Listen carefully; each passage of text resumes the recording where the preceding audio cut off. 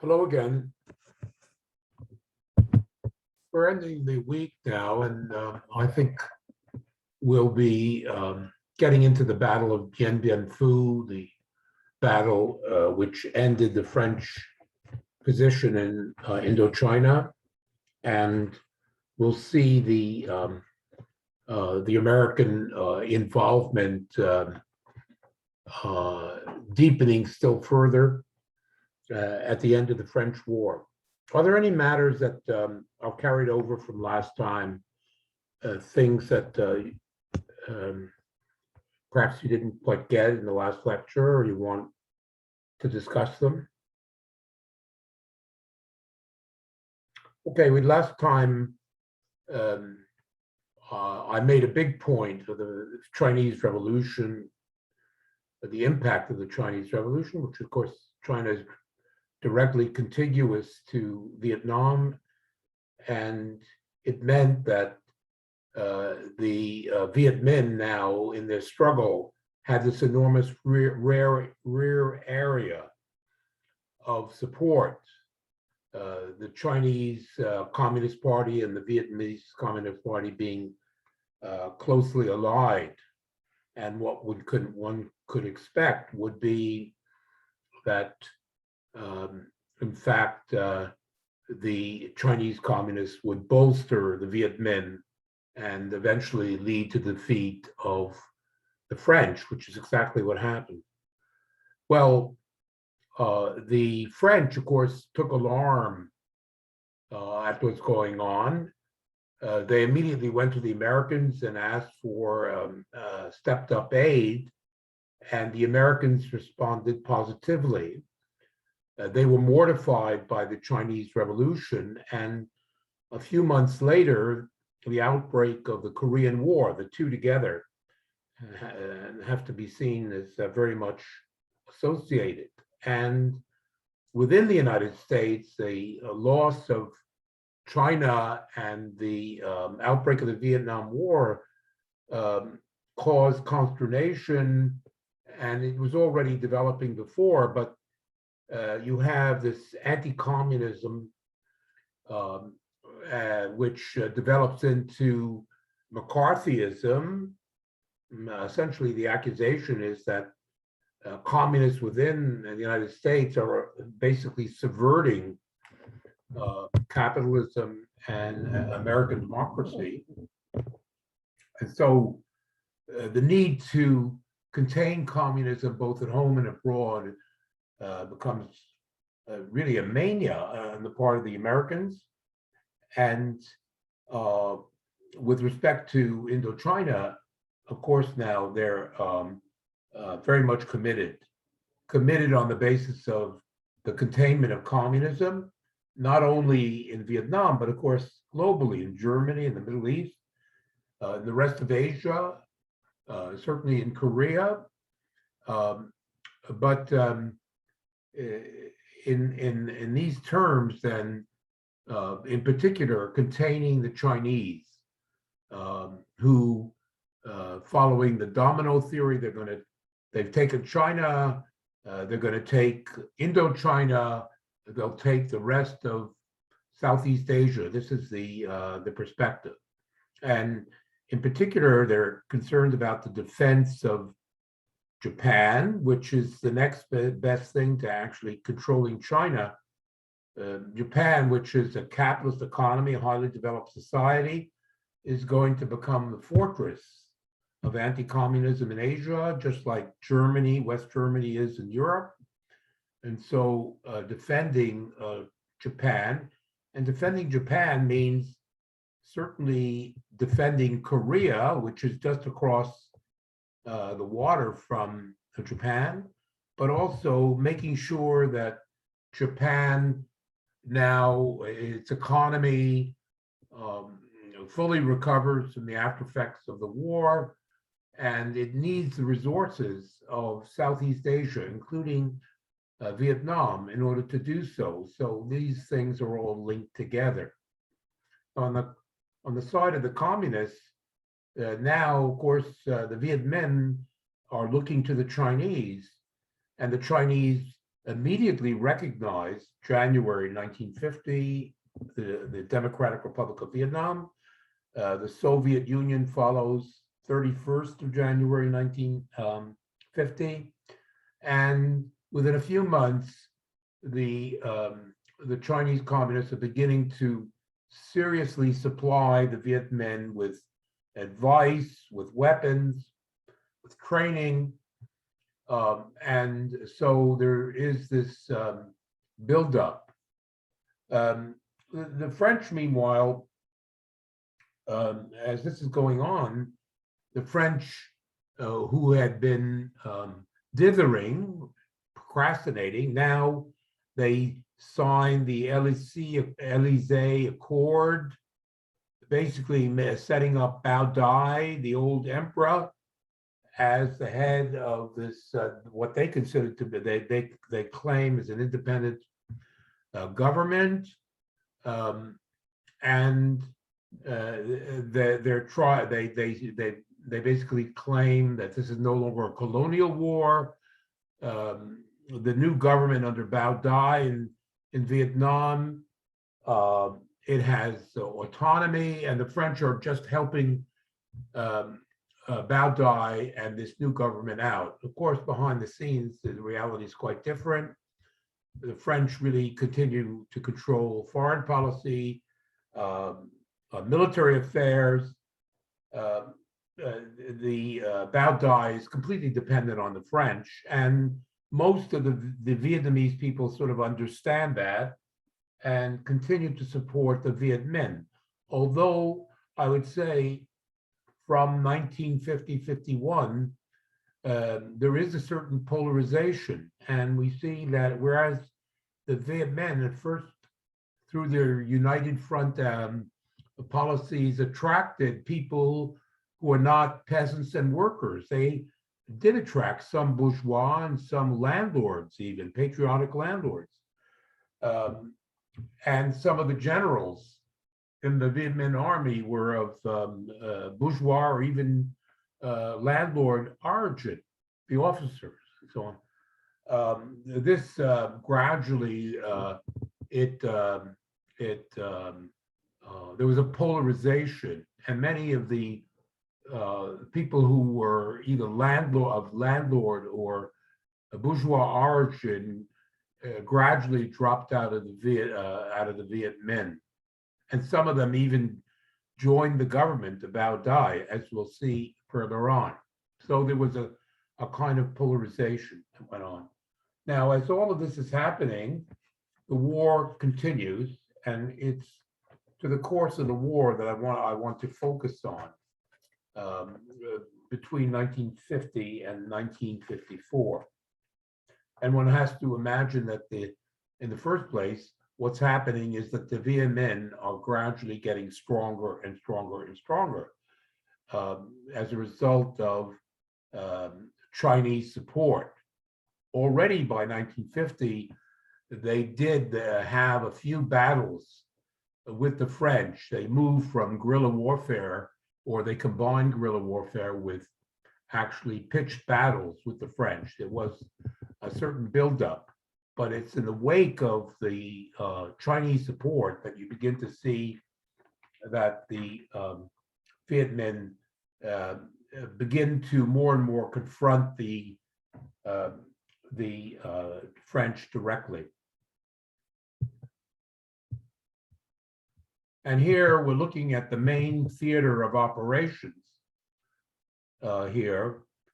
This is the Red River Delta with the Red River running through it. There's Haiphong, there's Hanoi, and all of this area, which you see to the west, is also part of the Red River Delta. Now the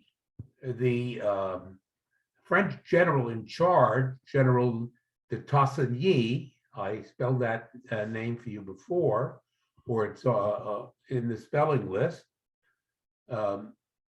His immediate strategy was to build a series of forts to this area, as I said, was heavily populated, and was directly on the route to China, and so constituting a barrier against infiltration by the Viet Minh was his aim. And so he built this in the little towns on both sides of the Red River Delta, and to the west, he built a series of forts to block the Viet Minh all along here and here and down through here, defending the Red River Valley against infiltration.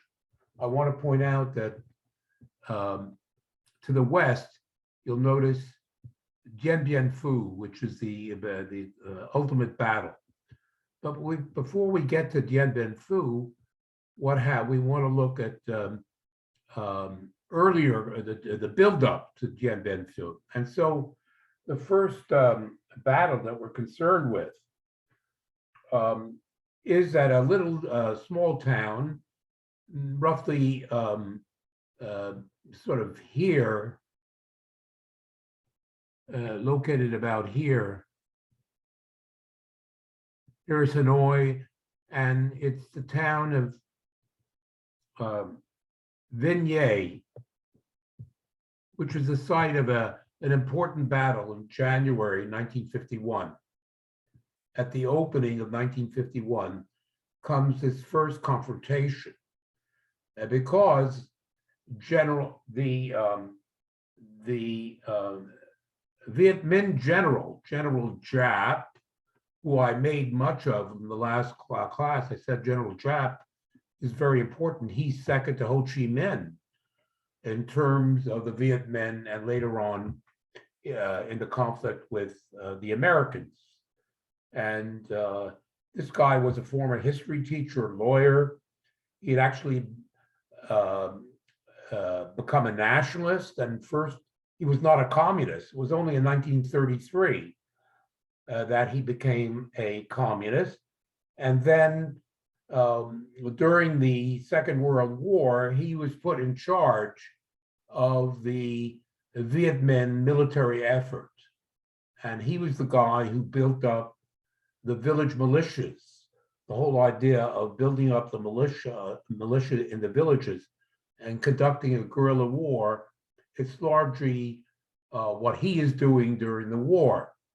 And he is militarily directing the fight against the French. So Giap, who now believes that as a result of the re-equipment by the Chinese and the training, that the Viet Minh can take the French on directly. And this first battle occurs at Vinh Yen. Giap sends 22,000 heavily equipped Viet Minh troops, two divisions, if you like, 22,000 men against the French at Vinh Yen. And he fails. He fails because they had these two divisions tried to basically overrun the French in Vinh Yen, and using napalm and strafing from the air and artillery, the French decimate the Viet Minh troops, and the Viet Minh are forced to withdraw. They are defeated in this battle. This clearly establishes the fact that the French are still full of fight. They still have the capacity to beat the Viet Minh, and ultimately everybody understands that it's in pitched battle, in positional warfare, if you like, that ultimately the issue has to be decided. And clearly the Viet Minh are not up to it. And as a result of that, Ho Chi Minh, Giap, and the others meet together, and they decide that of course, what is needed is continuing supply and training from the Chinese, but also they need to politically restructure in order to They need a better sense of discipline and a better sense of structure within the Viet Minh in order to defeat the French. Now, since 1941, the Viet Minh had been organized in what I described as the United National Front. This was not what we call a Communist Party organization. It was a United Nationalist Front. That is to say, all sorts of different people were invited for nationalist reason to fight the French. And as I said, sons of landlords and members of the middle class, soldiers who had once fought for the French were invited to join the Viet Minh in order to fight the French. It was that kind of an organization. The communists, as I explained, were a kind of secret or clandestine grouping within that were pulling the strings, but the strings were rather loose, is what I'm trying to say. Now,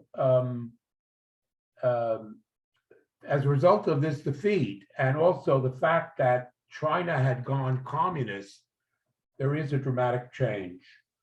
Following this battle, the next month, in February 1951, the Communist Party of Vietnam comes out into the open. They don't call themselves a Communist Party, they call themselves a Labor Party. This is February 1951. In Vietnamese, they call themselves the Lao Dong, the Party of Labor, the Labor Party. And the same time, separate communist parties are created for Cambodia and Laos.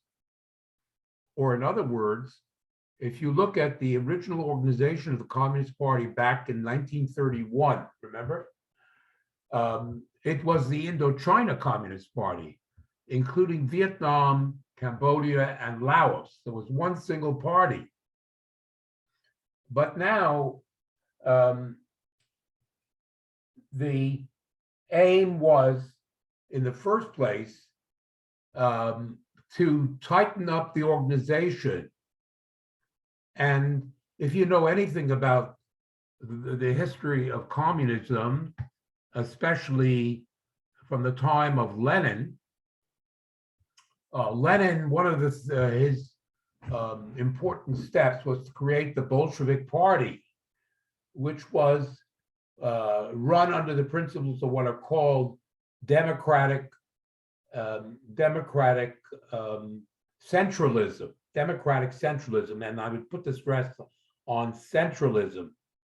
It was a tight organization, and the executive had enormous power.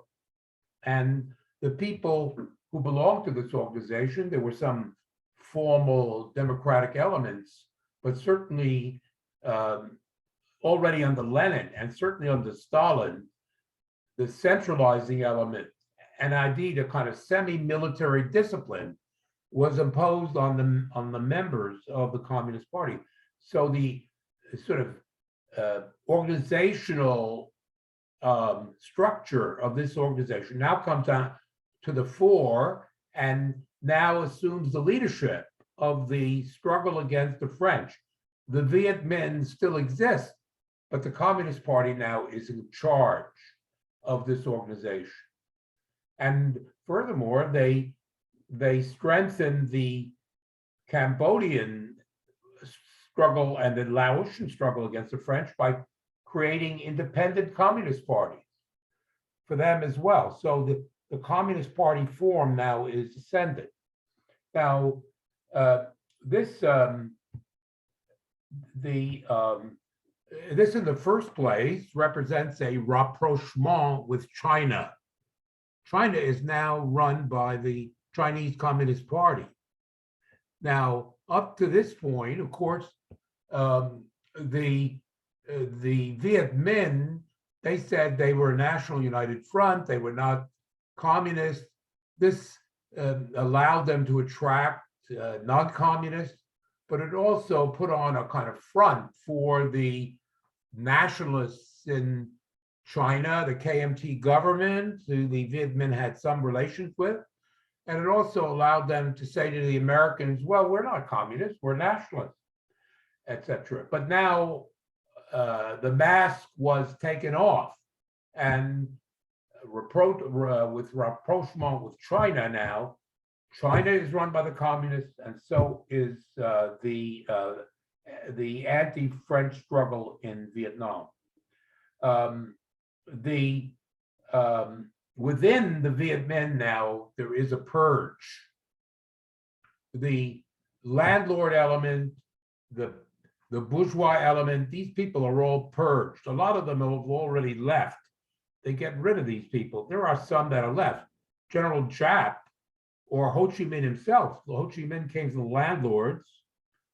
General Giap himself was of bourgeois origin, and some of these people were devoted communists. So these were kept, but most of the bourgeoisie, the professionals, the intellectuals, all of these people were asked to leave, and now there is a kind of purging of the essentially upper class elements.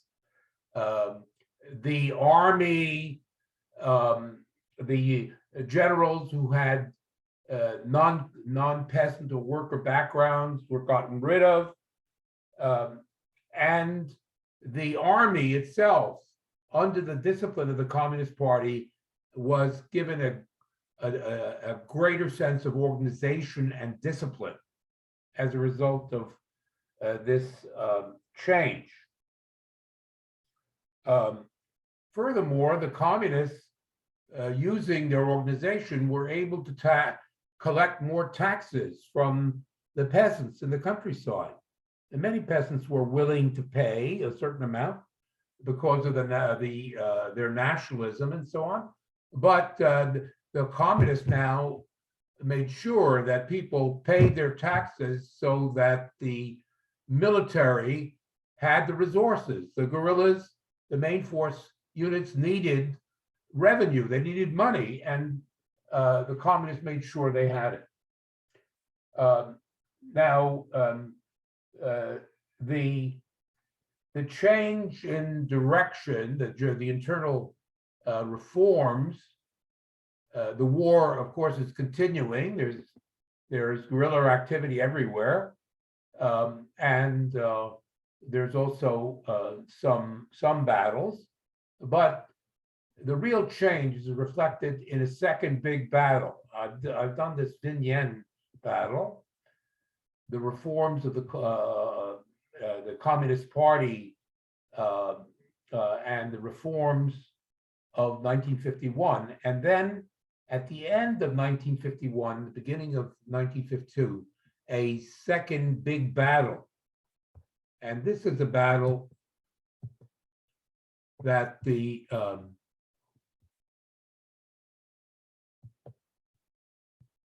second big battle occurs, and this battle, the communists win. It occurs at a place called Ho Binh. You can see where it is. It's just a little bit outside the perimeter that Tassigny had established a series of forts. It's a town just on the edge of the perimeter. You can see it's a little bit southwest of Hanoi, located about here. The first battle occurred about here. This one is Ho Binh, right here. Now, Ho Binh was located on a major Viet Minh supply route into the Red River. This was into the Red River Valley. They funneled supplies from the west and from down from China into the Red River Valley through Ho Binh. And so it was strategically located. and it was in slightly hilly country. This is where the battle occurred.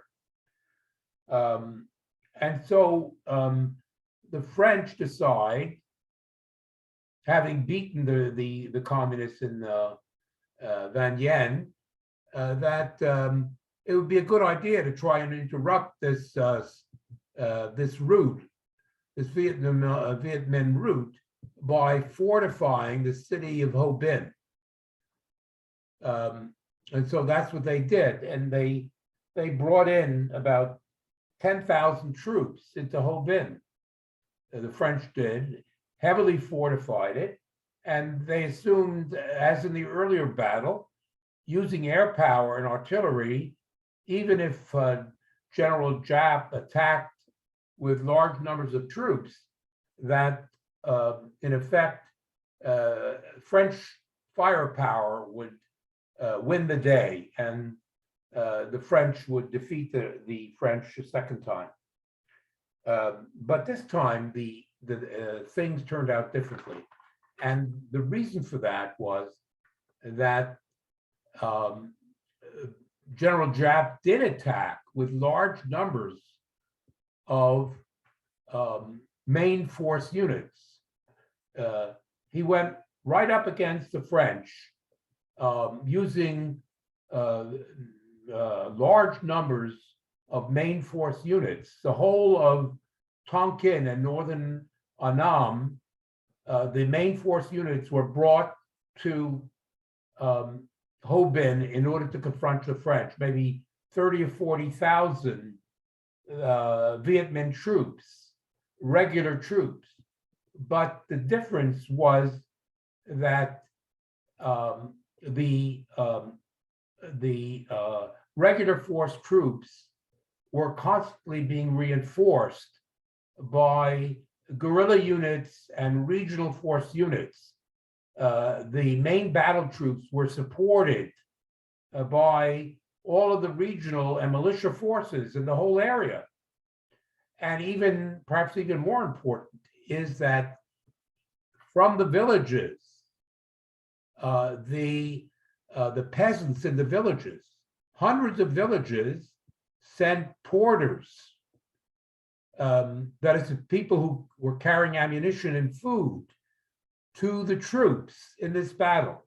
In other words, there was a very close, organized effort to use the sort of the strength of the Viet Minh in the villages to tie together the regular and irregular forces against the French. That was the essential difference. They combined the main military effort with this supply system of both troops and ammunition and food from the villages in this effort against the French.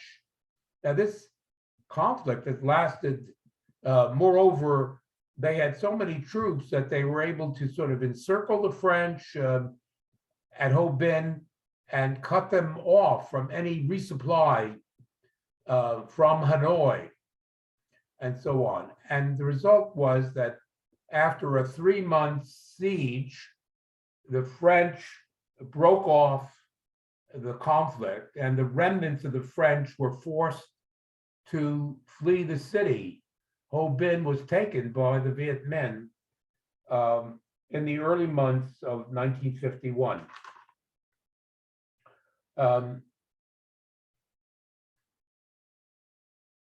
And the result was the French withdrew, and the Viet Minh continued their offensive, and they were able to basically occupy this whole region here, and really they were able to break the fortifications to the west that the Tassigny had established. They established themselves in almost half of the Red River Delta was occupied, the western half was occupied by the Viet Minh. This was a big defeat.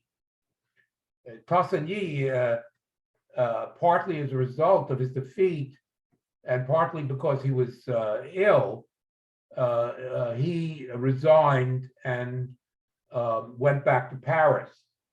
And the the French had to appoint a new commander-in-chief. Henri Navarre took the place of the defeated General Tassigny. I just want to see. Yes. So Navarre is put in charge. Now, one of the first things he does is he needs more troops, he decides. So the French had, at this point, they had something like, I would say 500,000 troops, of which 10% were actually French. The rest were basically Vietnamese mercenaries.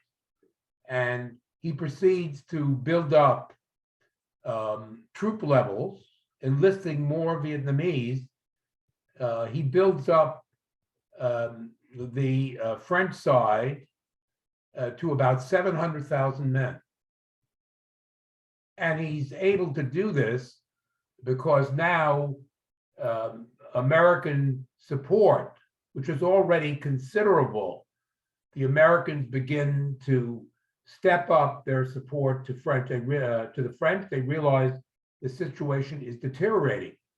Moreover, since at this point, the war in Vietnam, in Korea, which has turned into a stalemate, at the beginning of in July 1953, the North Koreans and the Americans signed a truce, bringing the Korean War to an end.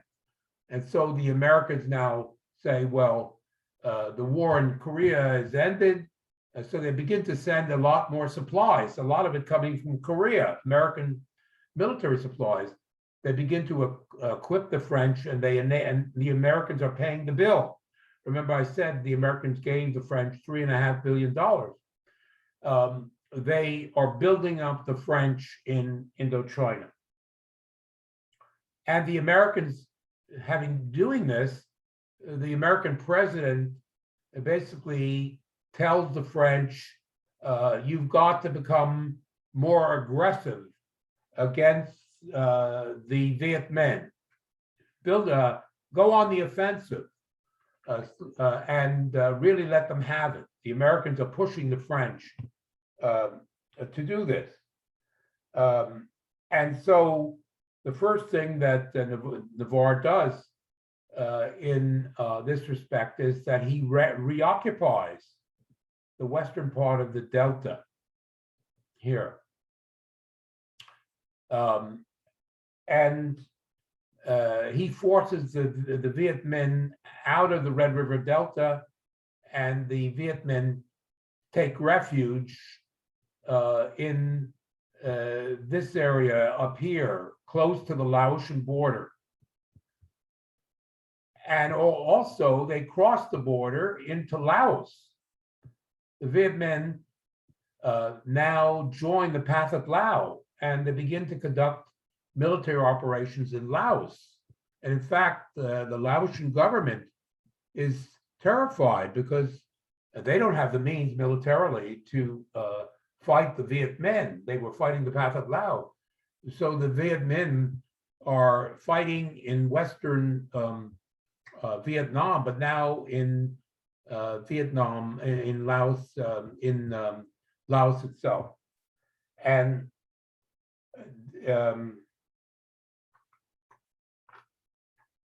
at this point, General Navarre, the Americans have said, become more aggressive. At this point, Navarre says, well, I'm not just going to content myself with the Red River Delta and this region here. I'm going to occupy this remote little town of Dien Bien Phu. Dien Bien Phu is 10 miles from Laos. Here you see this is Laos. Dien Bien Phu is right here. It's in the westernmost part. This is hill country. And Dien Bien Phu is a little town. And why am I going to do this? He sends 15,000 troops, and they build a heavily fortified position at Dien Bien Phu. And the reason is because this is the way he's going to block Viet Minh infiltration into Laos, but also he's going to block, he hopes, and this is only the beginning, the flow of arms and men down from China. He sees this position as a key position. So he sends 15,000 French troops into this town, this remote town, on the western edge of Vietnam, just across the border from Laos. And this is what it looked like. This is what Dien Bien Phu looked like. It was about 170 miles from Hanoi, this place. And this is the climactic battle. In this battle, you have 15,000 French troops dug in a series of fortresses. It's like a sort of a square. There were 4 main French forts. There was an airport. There was an airstrip for resupply. Two airstrips for resupply. Then the French had another position up here and another one up here. Heavily dug in with strong artillery. But the advantage was this area was so remote, and this is very important. There were no roads into this area. So General Navarre's view is, well, the Viet Minh will never be able to bring up enough troops to seriously challenge this position. And if they do attack, well, we will meet them usually, as we usually do, with artillery and napalm and bombs and strafing, and the Viet Minh will have no possibility of taking this fortress. I wish I could find that. This shows the overall position. China up here, Laos, Hanoi over here, occupied by the French. It's a whole series. This is another map, the same thing. But what I'm looking for is there's a wonderful picture of the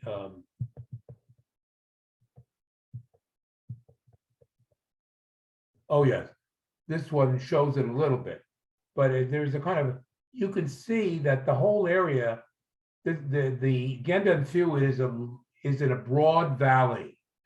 This is a large valley, several miles across and in longitude, and maybe 3 or 4 miles in latitude. It's a broad valley, and the valley is surrounded by hills and mountains, which are full of trees. And so any enemy that attacks this position has to run troops across this valley and attack the French forts. Well, they can be cut down by air power and cannon as they approach. So it's very difficult. You can see the outline of some of the hills, the surrounding hills. They're surrounded on 4 sides by hills. And the enemy has to come down from these hills and mountains, cross the valley in order to engage the French in battle. And moreover, this is in the middle of the jungle, because for miles around, there's thick jungle. So how are main force troops going to be able to get through this tangle and take on this position? Well, so the French went into this, Navarre went into this very confident. Meanwhile, we should understand that while Dien Bien Phu is being fortified in this way, the fighting is going on all over Vietnam. There's guerrilla war, especially in Tonkin and in Annam, but even in the south in Cochin, and sometimes there are main battles as well. Now, while this is all happening, there is diplomatic negotiations that have started in the course of 1953. The Korean War has ended in the middle of the summer of 1953, and in the fall, the Russians, the Chinese, the Americans, the French, the British, they are sending diplomats to each other's capitals, and they agree that this is in February 1954, they agree that all of the main powers that I just mentioned will meet together in Geneva for a peace conference, which will settle the Korean War, but also now it is agreed that Vietnam will be discussed as well. Vietnam is added to the agenda.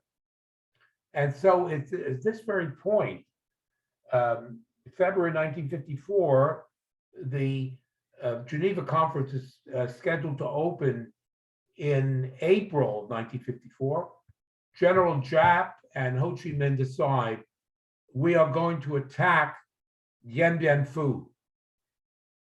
Why? Not only for military reasons, not only to secure our supplies from China, but to inflict a blow on the French, just as the peace conference is about to open, which will basically take the wind out of the French and force them to basically give up the struggle against the Viet Minh. Now, once again, the key are the porters and the militias. By this point, General Giap has a fairly large number of divisions, main force divisions, trained by the Chinese. And these are of course, going to be bear the brunt of the offensive of Dien Bien Phu. But the determination is we are going to mobilize the peasants in the villages on an unprecedented scale. We will bring up the guerrillas.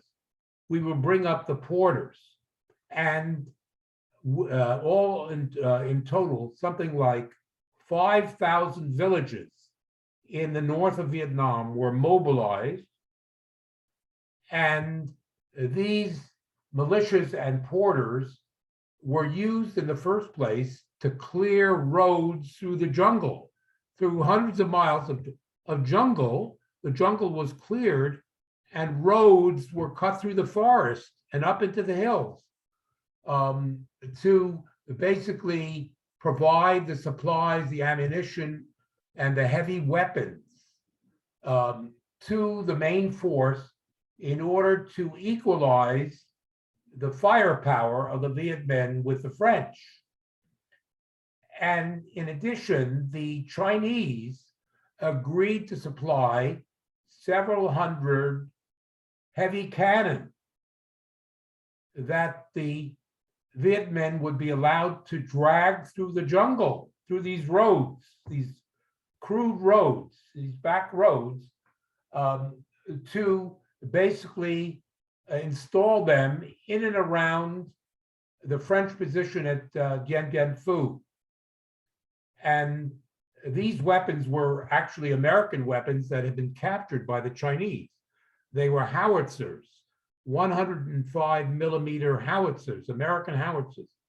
Several hundred of them were dragged through the jungle along with all the ammunition along with all of the food supplies, etc. These hundreds of thousands of essentially peasant villagers dragged this stuff alongside the main battle force, and all of this was basically put into deep dugouts, dug into the hills surrounding Dien Bien Phu. And in addition to this, so this is the military strategy. But in addition to this, the Ho Chi Minh and General Giap, the Viet Minh leadership, announced that coincident with the battle, the Viet Minh, the Democratic Republic of Vietnam, is going to begin a full-scale agrarian reform in Vietnam. That is to say, they're going to seize the land from the landlords and give it to the peasants. Now, up to this point, it's remember the constitution of the Viet Minh in the first place. The Viet Minh, merely in terms of their primary mission, was against French and Japanese imperialism. They, except for traders, they refrained from taking any landlord land, except those that were working with the Japanese. In other words, the anti-colonial struggle was more important than the agrarian revolution. But now they drop all pretense and they say, as soon as this battle is won, you will have the land. The land will be given to you. We drive the French out, and the land will be in your hands. The landlords will go with the French. And this plays a big role in the motivation of the peasants. I'm talking about the mobilization of all these peasants. Well, part of the motivation was the land would be theirs. And so this is the way, this was the setup. One other thing which should be mentioned is that 20,000 Chinese actually crossed the frontier to support the Viet Minh in this effort.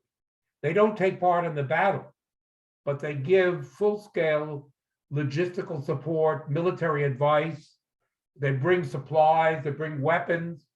They back up the Viet Minh in this climactic battle.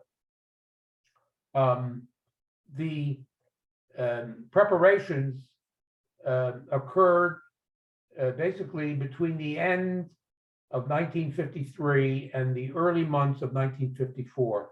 And finally, in the middle of March 1954, Giap was ready to begin the battle.